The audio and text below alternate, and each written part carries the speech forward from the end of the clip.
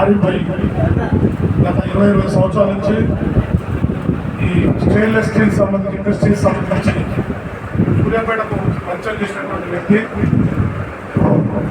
ఈరోజు ప్రతి ఇంట్లో దీనికి సంబంధించిన స్టెయిన్లెస్ సంబంధించిన వర్క్ నడుస్తుందంటే అది ఒక అక్కడ ఆరిపోయి ఉంటాడని మనకు అర్థమవుతుంది.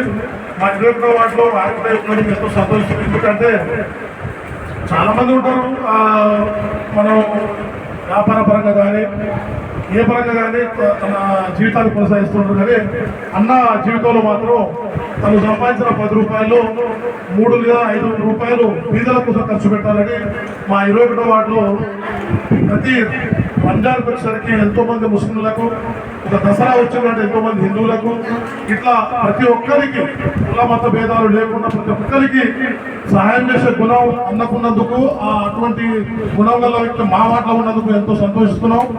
అట్లనే ఇటువంటి వ్యాపారం ఇంత పెద్దగా ఇటువంటి కార్యక్రమానికి ఈ షాప్ ఓపెనింగ్ వచ్చేసినటువంటి మా మాజీ మంత్రివర్యులు రామిరెడ్డి దామోదర్ రెడ్డి గారు, తనయులు సర్వోత్తమ్ రెడ్డి గారు, ఏసీసీ మెంబర్, మా అన్న కార్యకర్తల అన్న మా అన్న కుట్ల వీరారెడ్డి గారికి, ఇక్కడికి వచ్చినటువంటి పట్టణ కాంగ్రెస్ నాయకులు, యూత్ కాంగ్రెస్ జిల్లా అధ్యక్షుడు అవి గారికి, మిగతా కౌన్సిలర్లకు, కాంగ్రెస్ కౌన్సిలర్లకు మీ అందరికీ కూడా ధన్యవాదాలు చెప్తున్నాం.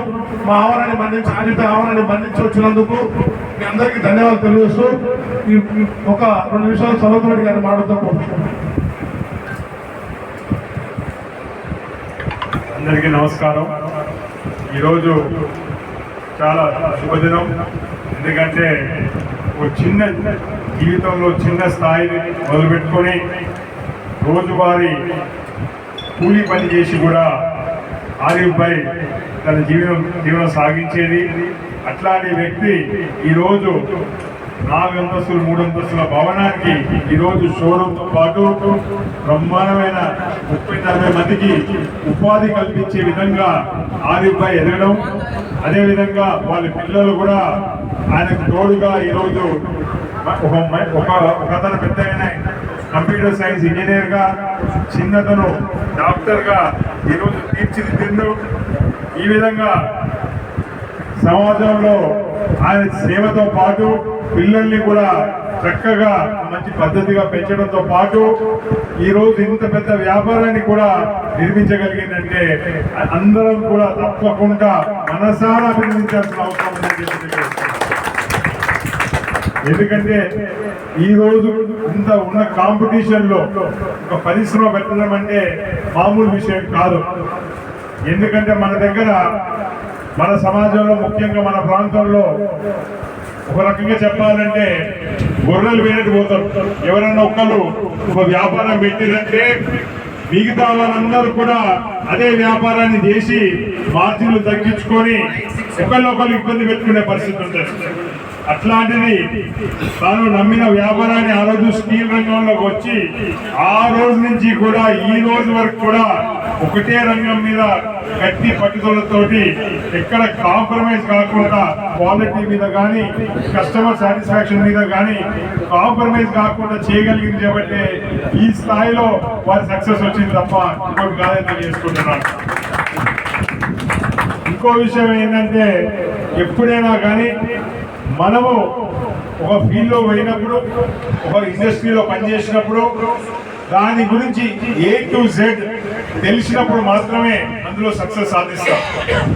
ఆరిఫ్ భాయ్ గారు తన జీవితాంతం ఇదే ఇండస్ట్రీలో పనిచేసినారు కాబట్టి దాని సాధక బాధకాలు అట్లాగే కష్ట సుఖాలు అన్ని తెలుసు కాబట్టి ఈరోజు ఈ ఇండస్ట్రీలో నిలదొక్కున్నారు తప్ప ఇంకోటి కాదని చెప్పి తెలియజేసుకుంటున్నాను.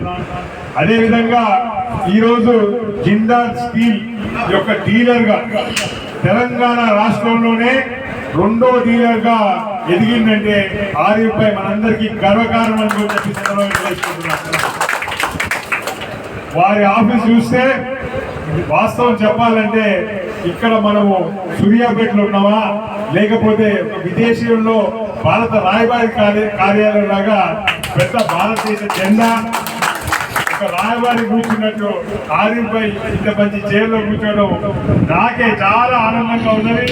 వారి జీవితంలో ఇంకా పైసాయి పోవాలని చెప్పి మనసారా దేవుణ్ణి ప్రార్థిస్తున్నాను. ఇంకో విషయం ఏంటంటే వారు అన్ని విధాలుగా మంచి మనసు కలిగిన వ్యక్తి. వారు సంపాదించే ఇందాక వాళ్ళుగా చెప్పినట్టు వారు వాడికి ప్రజలకే గాక ఎవరికైనా వ్యక్తిగతంగా వారు సంపాదించే ప్రతి రూపాయలో కూడా 50% పైన ప్రజలకు పంచిపెట్టి సేవా కార్యక్రమం చేస్తున్నారంటే అందుకోసమే దేవుడు వారిని అంతగానో వారి ఆశీస్సులు ఉన్నాయని చెప్పి వారు మతాలకు అతీతంగా మన కోవిడ్ సమయం అయితేంది దాని తర్వాత అయితేంది కూడా అందరికీ బీద ప్రజలకు సేవ చేసినారు చేపట్టి అల్లా వారిని చక్కగా చూసినారు. రేపు ముందు కూడా ఈ వ్యాపారం మంచి అభివృద్ధి చెందుతుందని చెప్పి తప్పకుండా ప్రగాఢ విశ్వాసంతో ఉందని చెప్పి దానిపై మరోసారి ఈ పిల్లలకు మీకు అందరికి కూడా పెద్ద ఎత్తున కంగ్రాచులేషన్స్. తప్పకుండా నాకు కూడా ఎలాంటి అవసరాలున్న స్కీమ్ కోసం మీ దగ్గరికి వస్తారని చెప్పి తెలియజేసుకుంటున్నాను. తప్పకుండా మంచి రోజు కూడా ఇంకా బిజినెస్ పెరగాలని చెప్పి మనసారా కోరుకుంటూ సెలవు తీసుకుంటున్నాను. Thank you. కంగ్రాచులేషన్స్.